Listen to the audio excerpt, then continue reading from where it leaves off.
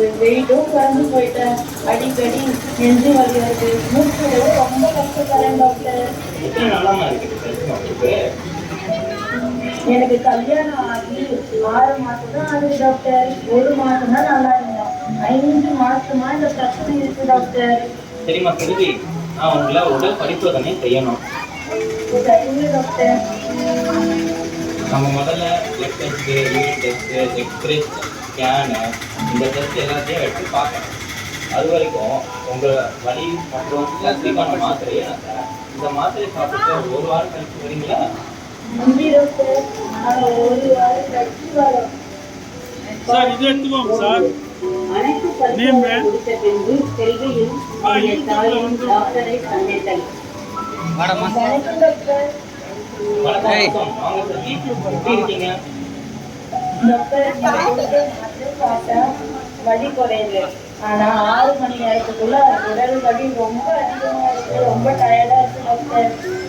சரிம்மா, நான் உன்னோட blood test, urine test, X-ray, scan report, தோல் மற்றும் சிறுநீரகம் பயாப்சி ரிப்போர்ட் எல்லாத்தையும் பார்த்தேன். உங்களுக்கு எஸ்எல்இ நோய் இருப்பது உறுதியாக இருக்கு. எனக்கு எப்படி நோயா? எப்படி நோய்னா என்ன டாக்டர்? எஸ்எல்இ என்பது ஒரு வகையான தன்னுடன் தாக்கம்.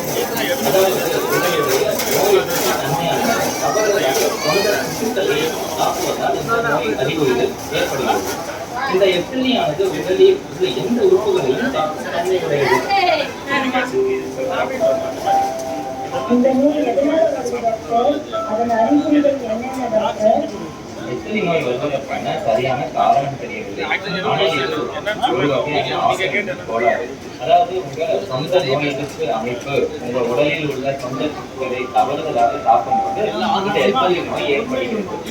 மற்றும் பரம்பரை, அதாவது நெருங்கிய உறவினர் தொடர்பு, உடல் பருமன், பெண்கள், சுற்றுப்புற சூழ்நிலை, அதாவது சன்லைட், யூவி ரேஸ் என சொல்லப்படும் கதிர்வீச்சு, ஹார்மோன் பிரச்சனை, குறைந்த நோய் எதிர்ப்பு தன்மை, இதெல்லாம் எஸ்எல்இ நோய் வருவதற்கான சில காரணமாக சொல்லப்படுகிறது.